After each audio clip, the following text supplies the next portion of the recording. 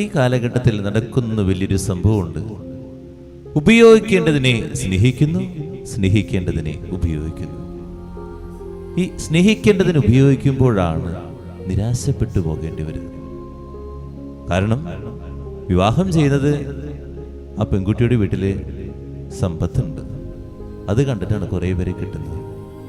ചില മാതാപിതാക്കൾ അങ്ങനെയാണ്, മോനെ കൊണ്ട് അല്ലെങ്കിൽ മോളെ കൊണ്ട് കെട്ടിപ്പിക്കുന്നത് ആ വീട്ടിൽ നിന്ന് എന്തെങ്കിലും കിട്ടുമോ എന്നുള്ളതാണ്. അല്ലെങ്കിൽ അവൾക്ക് നല്ല ജോലിയുണ്ട്, ഓസ്ട്രേലിയ, ജർമ്മനി എവിടെയെങ്കിലും പോകാം, ഇവളുടെ കെയർ ഓഫിൽ അവിടേക്ക് പോകാം. ഈ സ്നേഹിക്കേണ്ടതിന് ഉപയോഗിക്കുക. അങ്ങനെ എത്രയോ മക്കളാണെന്നൊരു വേദനിക്കുന്നറിയാം, എത്രയോ കുടുംബമാണ് തകർന്നിരിക്കുന്നറിയാം. IELTS കിട്ടാണ്ടാകുമ്പോൾ OET കിട്ടാകും. ഈ പെൺകുട്ടിയെ എങ്ങനെ അങ്ങോട്ട് നീറി കൊല്ലാണ് അമ്മായിമ്മമാരും അതുപോലെ അമ്മായിപ്പന്മാരും, ഇട്ട് കൊല്ലാണ്. അതുപോലെ ഈ ഭർത്താക്കന്മാര് കടുത്ത വാക്കുകൾ സംസാരിപ്പിക്കുക. ഇവള് ജോലിക്ക് പോകുന്ന ആ കിട്ടുന്ന സമ്പാദ്യം കൊണ്ടാണ് പിന്നെ മുന്നോട്ട് പോകുന്നത്.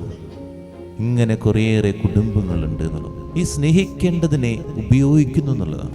ഉപയോഗിക്കേണ്ടതിനെ സ്നേഹിക്കുന്നു. പണം ഉപയോഗിക്കണം, അത്യാവശ്യം നമ്മൾ ഉപയോഗിക്കണം. അതുപോലെ നമ്മുടെ വാട്സപ്പ്, സോഷ്യൽ മീഡിയാസ്, ഇതൊക്കെ നമ്മൾ ഇങ്ങനെ സ്നേഹിച്ചു കൊണ്ടിരിക്കുക. സ്നേഹിക്കേണ്ട മനുഷ്യരെ നമ്മൾ ഒരിക്കലും സ്നേഹിക്കുന്നില്ല എന്നുള്ളതാണ്. ഈ ആശുപത്രിയില് പ്രായമായ മാതാപിതാക്കളെ പനിയായിട്ടൊക്കെ കൊണ്ടുവരും. 2-3 ദിവസം കഴിയുമ്പോഴേക്കും മക്കൾ പറയും, പെട്ടെന്ന് ഡിസ്ചാർജ് ആക്കിയോ. ഡോക്ടറോട് ചോദിച്ചാണ് ഡിസ്ചാർജ് മേടിച്ചുകൊണ്ട് പോകുന്നത്. ഒരു ആന്റിബയോട്ടിക് തുടങ്ങിക്കഴിഞ്ഞാൽ ഒരു 5-7 ദിവസമൊക്കെ വേണ്ടി വരും. അത് ഞങ്ങൾ വീട്ടിൽ പോയി നോക്കിക്കോളാം. പൈസ പോയി. ഈ പൈസയൊക്കെ ഉണ്ടാക്കി കൊടുത്തത് ഈ മാതാപിതാക്കളാണ്. ചോര നീരാക്കി ഉണ്ടാക്കി കൊടുത്തതാ മക്കൾക്കിപ്പോ. ആ പൈസ കൊണ്ട് മക്കൾ ജീവിക്കുമ്പോൾ അവരൊന്നും ചിന്തിക്കുന്നില്ല. ഈ കാലഘട്ടത്തിൻ്റെ വലിയൊരു പാപാവസ്ഥയാണ് കേട്ടോ ഇത്.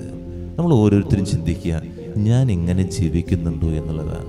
ഒരിക്കലും ആരുടെയും കണ്ണുനീര് ഞാൻ കാരണം വീഴ്ത്താതിരിക്കട്ടെ. ഇതുകൊണ്ടാണ് ഈ കണ്ണുനീര് വീഴുന്നത്.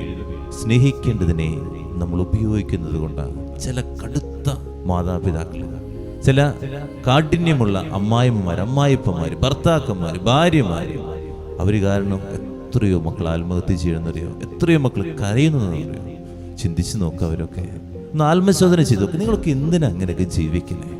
അതുകൊണ്ട് അച്ഛൻ ഇത്രയും വേദനയോടുകൂടി പറയും. എത്രയോ പേരാണെന്നറിയാമോ പ്രാർത്ഥന സഹായമായിട്ട് ഓരോ ദിവസവും കണ്ണുനീരോട് അയക്കണം. അച്ഛാ പറ്റണില്ല അച്ഛാ എന്ന് പറഞ്ഞു. നിങ്ങൾ ചിന്തിച്ച് നോക്ക്, പ്രാർത്ഥിക്കാം.